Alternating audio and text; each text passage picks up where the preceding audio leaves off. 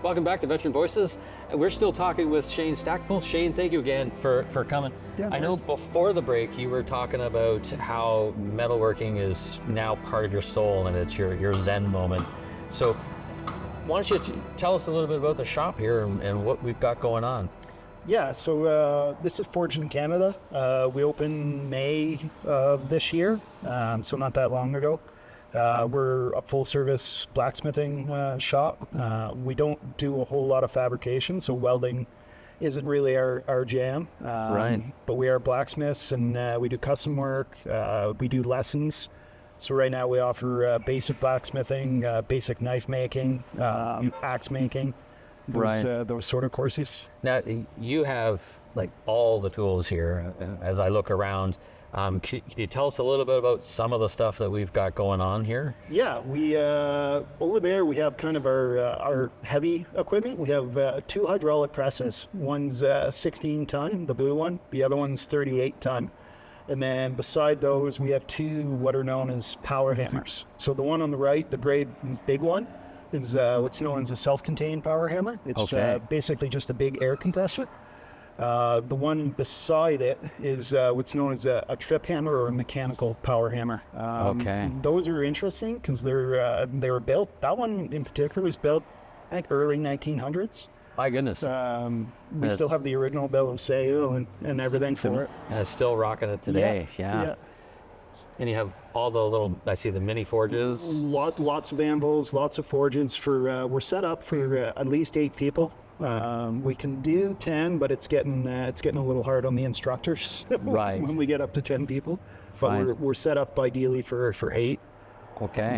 They're natural gas forges. They're actually really good forges, Canadian made, from a guy out in BC. Right. I'm always amazed at all of the different types of anvils. Like you have the standard anvil here, but then I see off in the distance you have some what also looks like mini anvils and other shapes of the anvils. Those are used, believe it or not, mostly for armoring. Okay. We don't do armoring yet, but it's something Lanny, the owner of this place, wants to get into eventually. Right. That more the kind of fine work. Yeah. So this is a pretty impressive shop that you've got going on here, and you even have a little storefront too with a couple of baubles in there. And I have to admit, I really like the little gnomes that you've got going on, little metal gnomes, the Christmas gnomes. Unbeknownst to me, they're proving to be pretty popular. Right.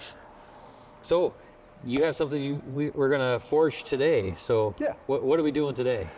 I think we'll try and do a couple of things if we have the time. A small bottle opener and a leaf keychain. Okay. If we can. Excellent. All right. Well, let's do this. Cool.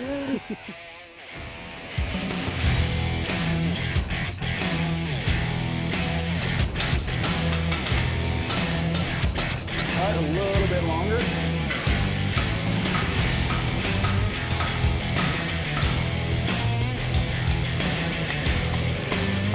Same thing, I can brush it. So blacksmithing's pretty unique amongst trades and crafts in that we're not removing material and we're not adding material. We're displacing material. We're molding it to how you want. Using heat and pressure. We're moving the steel using various processes and steps to where we want it, subsequently making different shapes. Okay. So it's pretty unique in that regard. There are certain processes where you can add, like forge welding, or you can subtract, like grinding. Filing, cutting, that type of thing. But for the vast majority of what we do, we're displacing material. We're moving it around. And the fans and all that sort of stuff, I know it gets kind of loud in here when you start doing all the grinding and the fans and all that sort of stuff. Yeah. But it's so far, you can feel the heat coming from the forge, and it must get pretty warm in here during the summer months, anyways. We've got a thermometer over there, and we've had it up to about 35 in here on certain days. And we tried to go as environmentally sound as possible. We got the Ministry of Environment through Ontario. We did all the compliance testing and regulations and stuff. So we're as much as we can with the HVAC systems. Yeah. But yeah, it can still get pretty warm. So what brought you to doing the metalwork? Like, I don't know, to be honest with you. Right. Like we discussed before, I knew I was getting out, needed to do something, tried a bunch of different things, came across making knives, chef's knives in particular. Figured I'd try and teach myself how to forge in preparation for that, and just fell in love with the forging. Just fell in love with it. From that point on, it was all about metalwork. Yeah. Now I don't make knives. Yeah. So I'm gonna grab this. Okay. Mine should be at temperature. Come on. So the first step is going to do what's called a half on, half off blow on the far side of the anvil. Okay. So you hear me talk about near side of the anvil or far side of the anvil. Okay. And half on, half off just refers to the hammer face. Half of it's on the anvil and half of it is off. Okay.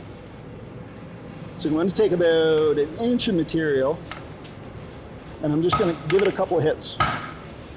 And what I'm doing is I'm creating an isolation. So I'm isolating this mass up front, separating it from the main piece. Does that make sense? That makes sense.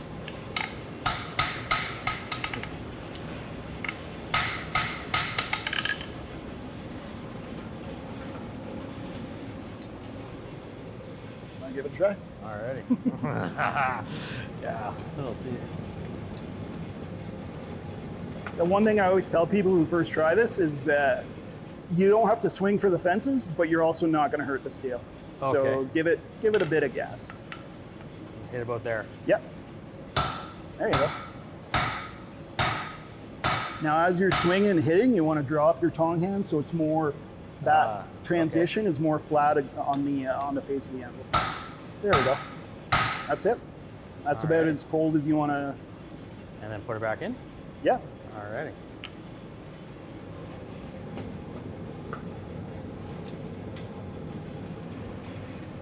Very cool. Yeah, you see a lot of people do what I like to call ego forging, where they're just constantly or angry hammering, can't constantly swinging for the fences, so to speak. There's a lot more finesse and a lot more technique than people realize. Yeah, you don't need a lot of force to be able to. No, like I do a lot of my work, if not most of my work, with this hammer, and it's about 2 pounds. Right. The common misconception is that blacksmiths are these giant brutes, carrying around 10 pound hammers and hammering on stuff all day long, and that's just not the case. It's a lot, and not to sound sexist, but there's lots of women who do it, and lots of women who are really, really good at it. Right. Because it is technique heavy. So do you find that just smacking the steel and moving the steel around helps you with your stress, and you're having a bad day, it's good to kind of beat on some steel? Yeah. You have to be very mindful of what you're doing. For obvious safety reasons. Yes. If you're not, you'll get burned. But more importantly, because I find, to a certain extent, I find it personally very linear in the process, like we were talking about with the displacement of the material. If I do this and I do it the same way every time, or if I do A the same way every time, then I'm always going to get B. Right? So having that kind of linear thought, if I do this, then this, then this, then I'm always going to get that, sort of helps. But more importantly for me, it's something I can visualize. So most of the time when we're doing this and we're waiting for steel to heat up, I'm thinking about my next step. I'm visualizing what I have to do next. I'm not thinking about bills. I'm not thinking about, life stresses. I'm trying to focus on my work and figure out what I have to do next.